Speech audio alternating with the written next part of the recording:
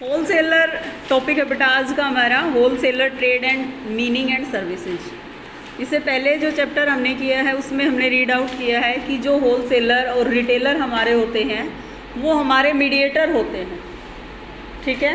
क्योंकि आपका कोई भी जो प्रोड्यूसर है वो डायरेक्ट कस्टमर से बार बार रिलेशनशिप नहीं रख सकता है, क्योंकि बार बार अगर कस्टमर आते रहे और सेल का काम चलता ही रहेगा तो मैन्युफैक्चरिंग का जो काम होता है उस पर इस चीज़ का इफ़ेक्ट नेगेटिव पड़ेगा।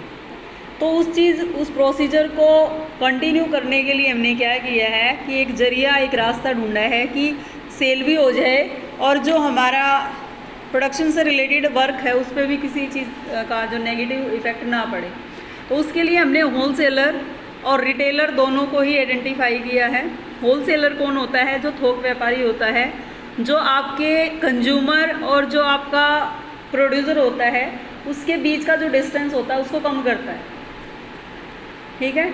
तो प्रोड्यूसर क्या, ये आपका जो होलसेलर है ये क्या करेगा, प्रोड्यूसर से एक बार में बहुत सारी मात्रा में परचेज़ कर लेता है, सामान को लार्ज क्वांटिटी में परचेज़ करके लेके आते हैं, जिसकी वजह से जो आपका प्रोड्यूसर होता है उसको ये बेनिफिट होता है कि उसको एक बार ही कैश अवेलेबल हो जाता है।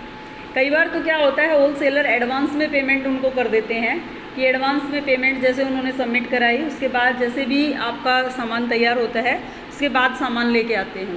क्लियर है? उसके बाद इसकी आप इसकी डेफिनेशन कोई भी कर सकते हैं।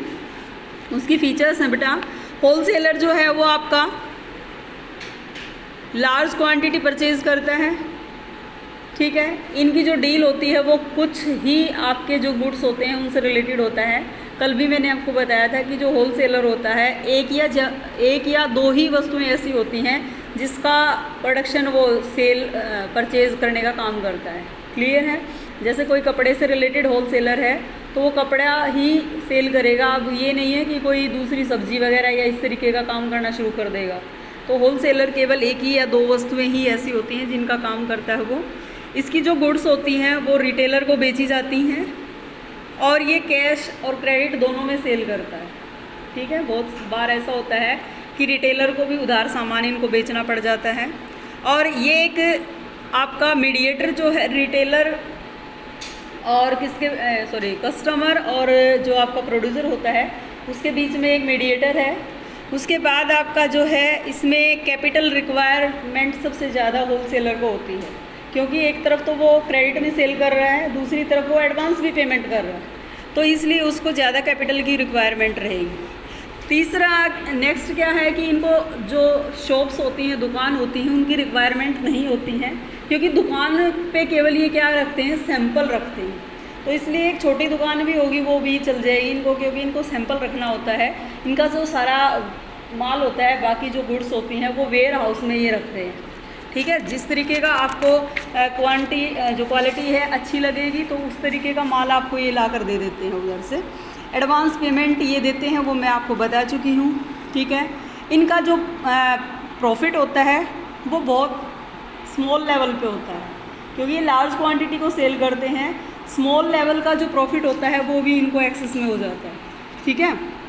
उसके बाद आपका नेक्स्ट है कि ये क्या क्या सर्विसेज प्रोवाइड करवाते हैं।